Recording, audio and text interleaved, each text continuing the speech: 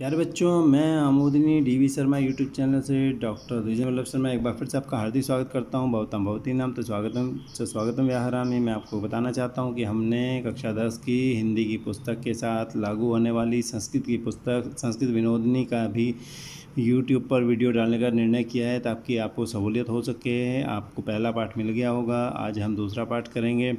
तो इसमें मैं आपको बताना चाहता हूँ, आप AMODINIDV शर्मा यूट्यूब चैनल पर जाएं और वहाँ पर जाकर प्लेलिस्ट में जाएं। प्लेलिस्ट में जब आप जाएंगे आपको वहाँ क्लास वाइज लेसन वाइज सारे लेसन मिल जाएंगे। इससे आपको बहुत सहूलियत होगी, आप जो चाहे पढ़ सकते हैं। हमने इससे पहले 6ठी 7वीं 8वीं की आमोदिनी पुस्तक और 9th 10th की सेम उसी पुस्तक को के भी वीडियो डाले हैं जो आपको प्लेलिस्ट में बड़ी आसानी से मिलेंगे। मैं आपको एक बात और कहना चाहता हूँ कि अगर हम हर पाठ को क ख भागों में बांटते हैं, क भाग में पढ़ाते हैं, ख भाग में के क्वेश्चन आंसर करते हैं ताकि आपको जो हिस्सा लेना हो पढ़ना हो वो आप पढ़ सकें। साथ ही मैं आपको कहना चाहता हूँ कि आपको अगर पसंद आ रहा है तो आप इसे लाइक करें, सब्सक्राइब करें। अगर नहीं पसंद आता है तो कमेंट बॉक्स में जाकर ज़रूर लिखें कि आपको इसमें क्या कमी लगी, ताकि हम इसमें सुधार करके अगला वीडियो बेहतर ढंग से डाल सकें और इसको भी दोबारा से डालकर उसमें सुधार कर सकें। चलिए हम संस्कृत विनोदिनी का एक और पाठ पढ़ते हैं। द्वितीय पाठ है, दूसरा पाठ। यह द्वितीय पाठ और दूसरा पाठ है सूक्ति मोक्ति कहानी। सूक्ति के मोती, सूक्ति मैंने सूक्ति अच्छी बात है, उनके मोक्ति कहानी मैंने मोती अच्छी बात है, मोती की तरह हुआ करती हैं। तो पाठ का जो परिचय दे रहे हैं, देखिए, बालकों के जीवन में सत्प्रेरणा, अच्छी प्रेरणा तथा सदाचरण, अच्छा आचरण व राष्ट्रभक्ति, देश के प्रति प्रेम आदि सद्गुणों, अच्छे गुणों के विकास के लिए प्रस्तुत पाठ का निर्माण किया गया है। ये पाठ बताया गया है। इन सूक्तियों का प्रयोग दैनंदिन लोक व्यवहार में देखा जा सकता है। इनके प्रयोग से भाषा बहुत मधुर, परिष्कृत, प्रभाविनी और प्रेरणास्पद व अच्छी हो जाती है। अतः संस्कृत वाङ्मय के, संस्कृत साहित्य के विभिन्न ग्रंथों, वेदों व पुराणों से सूक्तियों का चयन कर प्रस्तुत पाठ संकलित किया गया है। प्रस्तुत पाठ में संकलित सूक्तियों से बालक बालिकाएं भावी जीवन के लिए पाथेय प्राप्त कर सकें। माने पाथेय वैसे तो नाश्ता होता है, पर पाथेय यहाँ पर कहा जाएगा कि रास्ते में कुछ हासिल कर सकें, कुछ पाथेय जैसा। जैसे हम यात्रा करते हैं तो वहाँ पे बीच यात्रा के लिए हम ये नाश्ता रख लेते हैं, उसी को पाथेय कहते हैं। ये पुराने ज़माने में होता था, जब आदमी पथ पर पैदल चलता था तो बीच में वो पाथेय पथ पर खाने के लिए कुछ रखा करता था।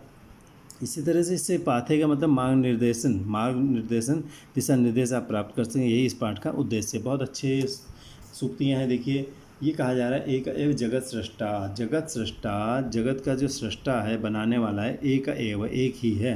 श्री रामानंद दिग्विजयम पुस्तक से ये लिया गया है। 17.17वां अध्याय 47वां श्लोक। तो एक है जगत सृष्टा, माने जगत का सृष्टा, जगत का रचयिता एक ही है।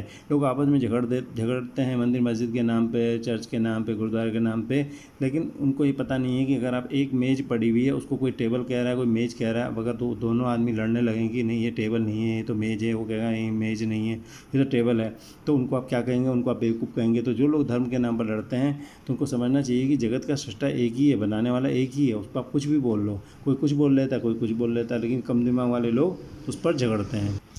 इसलिए आपको समझना चाहिए कि जगत का सृष्टा एक है। बहुत अच्छी बात है यहाँ पर कही गई। दूसरा देखिए, ऐक्यम महियो बलमस्ति लोके, ऐक्यम महियो बलमस्ति लोके। लोके मैंने संसार में, ऐक्यम मैंने एकता, महियो बलम, आधा म इधर और इधर, महियो बलम अस्ति, सबसे बड़ा बल है। एकता जो है, महियो बलम अस्ति, सबसे बड़ा बल है। संसार में जो एकता है वो महियो बलम अस्ति, बड़ा बल होता है। संसार में अगर हम लोग परिवार में रहते हैं, हमें एकता ना हो तो हमारी आपसी फूट का फ़ायदा दूसरे लोग उठाते हैं। हमारा समाज है, हमें समाज में एकता ना हो तो दूसरे उसका फ़ायदा उठाते हैं। इसलिए इस बात को समझना चाहिए कि हमें एक रहना चाहिए। एक लकड़ी होती है, उसको कोई भी तोड़ देता है, लेकिन लकड़ी का गट्ठर आसानी से नहीं टूटता है। तो ये बहुत अच्छी बात कही गई है कि लोके संसार में ऐक्यम, एकता जो है, महियो बलम, बड़ा बल अस्ति मन है। ये जनविजयम नाम की पुस्तक से लिया गया है। 4था अध्याय 26वां श्लोक है, 26वीं लाइन है। तो तीसरा देखिए, गुणी विजानाति गुणान न निर्गुणा। गुणी व्यक्ति ही जानता है गुणों को, निर्गुण नहीं जानता। जिसमें गुण नहीं है वो गुणों को क्या पहचान करे? आप अपना बखान करने लगे किसी निर्गुणी दुष्ट आदमी के पास में, वो क्या कहेगा? भाग जाए यहाँ से। तो आप उस आदमी के पास अपनी बातें कहें, गुण कहें, जो उन गुणों का महत्व जानता है। तो गुणी गुणान विजानाति, गुणी आदमी गुणों को जानता है, निर्गुणा न, निर्गुण व्यक्ति नहीं जानता। ये भीष्म चरित नामक पुस्तक से लिया गया है। 5.26, 5वां अध्याय 26वां पद्य है, उसकी लाइन है। ठीक है, बहुत अच्छी बात कही गई है। चौथा देखिए, देशभक्तो निज प्राणान मन्यते यस तृणोपमान। देशभक्त कौन है? देशभक्त वो है जो निज प्राणान, अपने प्राणों को यह मैंने जो तृणोपमान, तृण के बराबर, उपमान मैंने समान, तृण के मैंने घास के तिनके, उपमा मैंने समान, अ उ मिल के ओ हो गया है। यहाँ पे गुण संधि होती है, अ उ मिल के जब ओ होता है तो तृण उपमान, तो ये गुण संधि कहलाती है। तो जो तृण के समान मन्यते मैंने मानता है, तो देशभक्त वो है जो निज प्राणान तृणोपमान मन्यते, अपने प्राणों को तिनकों के समान मानता है। ठीक है, सत्याग्रह गीता एक पुस्तक, इसके 12वें अध्याय का 31वां पद्य है। ठीक है, वहाँ से लिया गया।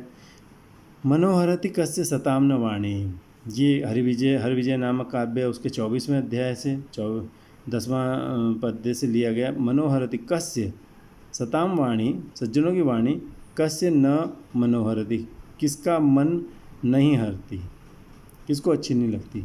अच्छे लोगों की बात किसे अच्छी नहीं लगती, सबको अच्छी लगती है। तो हमें अच्छी बात की करने की कोशिश करनी चाहिए, बुरी बातें नहीं करनी चाहिए। तो सताम वाणी, सज्जनों की वाणी, कस्य न मनोहरति, किसका मन नहीं हरती। मनोहरती मैंने मन हरती है, न मनोहरती मैंने मन नहीं हरती है, तो किसका मन नहीं हरती है। ठीक है, अगला देखिए, ये लिया गया है हरविजय से। अच्छा, न धर्म वृद्धेषु वह समीक्षते, कुमार संभव से लिया गया, 5वां अध्याय 16वां पद्य है, 5वां सर्ग। तो धर्म वृद्धेषु, धर्म के मामले में जो वृद्ध होते हैं मैंने विद्वान होते हैं, उनकी वयः न समीक्षते, अवस्था नहीं देखी जाती। धर्म के मामले में वृद्ध मैंने धर्म को जानने वाले, धर्म शास्त्रों को बहुत अच्छा पढ़ने वाले, कोई कम उम्र का व्यक्ति है लेकिन धर्म बहुत पढ़ा हुआ है उसने, धर्म के मामले में वृद्ध मैंने बड़ा हो चुका है, वो बहुत पढ़ चुका है धर्म को।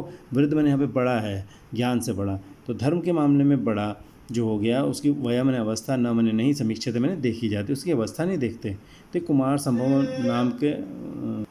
नाम के काव्य से ये लिया गया इसको। ठीक है, तो धर्म से वृद्ध जो होते हैं उनकी अवस्था नहीं देखी जाती।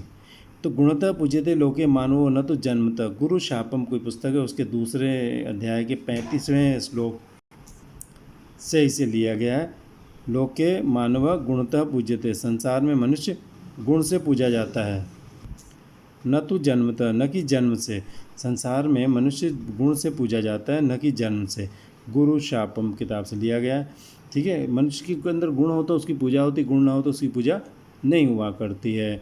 तो गुण से पूजा जाता है, जन्म से नहीं। कोई जन्म से बड़े खानदान में पैदा हो गया लेकिन गुण नहीं है तो उसकी पूजा नहीं होगी, लेकिन कोई छोटे खानदान में भी है लेकिन उसके अंदर गुण है तो वो पूजा जाता है। ब्रह्मचर्यम ही संसेवते सोमरः, देव प्रशस्ति काव्यम, इससे इस काव्य से लिया गया, देव प्रशस्ति नाम के 38वां पद्य है। तो ब्रह्मचर्यम ही संसेवते, ही निश्चित तौर पे ब्रह्मचर्यम संसेवते, जो ब्रह्मचर्य सेवन करता है। स मैंने वह, अमर मैंने अमर होता है। यहाँ विसर्ग था, विसर्ग को स को रू ऊ का ऊ हो जाता है, ऊ अ मिल के ओ हो जाते हैं। देखिए इसको समझ लीजिए ज़रा, स अमर अमर, यहाँ पे विसर्ग है, विसर्ग को हुआ स को हुआ रू को हुआ ऊ, ये ऊ और अ मिल के ओ हो जाते हैं, ये विसर्ग संधि कही जाती है। और अमर का अ ओ में चला जाता है, इसे पूर्व रूप संधि कहते हैं। तो 2 संधि है, पहले विसर्ग संधि है फिर पूर्व रूप संधि है। तो ही निश्चित तौर पे ब्रह्मचर्यम संसेवते, जो ब्रह्मचर्य का सेवन करता है, स मैंने वह अमर हो जाता है। देखो ब्रह्मचर्य का सेवन है नियम से कार्य करना। ठीक है, यहाँ पर हम ब्रह्मचर्य का अर्थ लेंगे टाइम पर काम करना। जो ब्रह्मचर्य का सेवन करता है वही अमर है, यानी जो टाइम पे काम करता है, हर काम टाइम से करता है, टाइम पे खाता पीता है, सोता है, जागता है और उसके काम कभी विफल नहीं होते और वो बड़ा आदमी बनता है। तो ऐसा व्यक्ति, वही व्यक्ति अमर हो जाता है, लोगों की यादों में भी वो बस जाता है, लोग उसको याद भी करते हैं। वरना हज़ारों लाखों लोग आते हैं, मरते चले जाते, कौन किसको याद करता है। कि मरी भी क्रोधोस्ति चेत देही नाम, नीति शतक से लिया गया है। शरीर में क्रोध हो तो दुश्मनों की ज़रूरत नहीं है। चेत मने यदि,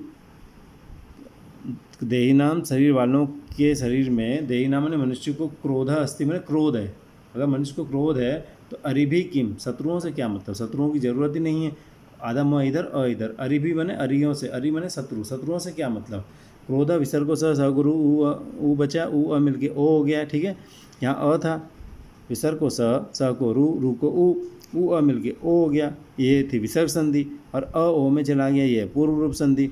तो देही नाम चेत में यदि, देही नाम क्रोध अस्ति, शरीर वालों के क्रोध है, मनुष्यों को क्रोध आता है अगर, तो अरिभी किम, शत्रुओं से क्या मतलब, शत्रुओं की ज़रूरत ही नहीं है उस आदमी को, क्रोध ही उसको खा जाएगा। ठीक है, तो क्रोध नहीं करना चाहिए, ये समझाने की कोशिश की जा रही है। अगला देखिए, किरातार्जुन नियम से लिया गया है। ये किरातार्जुन नियम एक महाकाव्य है, बहुत बढ़िया। ठीक है, उसमें से हितम मनोहारी च वचः दुर्लभम, हितम माने हितकारी वचन, च मने और मनोहारी मने मन को अच्छा लगने वाला वचन, ये दुर्लभ मने बड़ी मुश्किल से मिलता है। देखो, सुबह 4 बजे उठो, ये मन को बुरा लगता है लेकिन है फ़ायदेमंद। दवाई कड़वी होती है लेकिन है फ़ायदेमंद। लेकिन ऐसी बात जो बढ़िया भी हो और फ़ायदेमंद भी हो, ऐसी चीज़ें कम होती हैं। मीठी दवाइयाँ कम होती हैं। ऐसा कम होता है कि आपको कहा जाए 7 बजे उठो और आप खुश हो जाएं। आपको कहो 7 बजे उठोगे तो बहुत बढ़िया सेहत रहेगी, तो ये सुनने में बढ़िया लगता है। और आपको अगर लगे कि सेहत भी बढ़िया रह रही है तो ऐसी बात है, बहुत ही बढ़िया है, लेकिन ऐसा होता तो नहीं है। तो ऐसी बातें बहुत कम होती हैं जो मन को अच्छी भी लगें और मीठी भी हों। मन को अच्छी लगने वाली बातें अक्सर मीठी नहीं होती, और जो बातें मीठे जो शरीर के लिए अच्छा, हमारे लिए अच्छी होती हैं, वो अक्सर कड़वी बातें होती हैं लेकिन वो भला करती हैं। तो हितम मने हितकारी और मनोहारी, मन को अच्छा लगने वाला, वच्चा मने वाणी जो होती है, बात जो होती है, दुर्लभम मने बड़ी मुश्किल से मिलती है। ऐसी बात बड़ी मुश्किल से मिलती है, कहीं मिले तो उसको ज़रूर ले लेना चाहिए। शरीर माध्यम खलु धर्म साधनम, कालिदास ने लिखा है, कालिदास कवि में, खलु निश्चित तौर पे धर्म साधनम, धर्म का जो साधन है, आद्यम, आदम इधर आ इधर, आद्यम मैंने पहला जो धर्म का साधन है वो खलु निश्चित तौर पे शरीर मैंने शरीर है।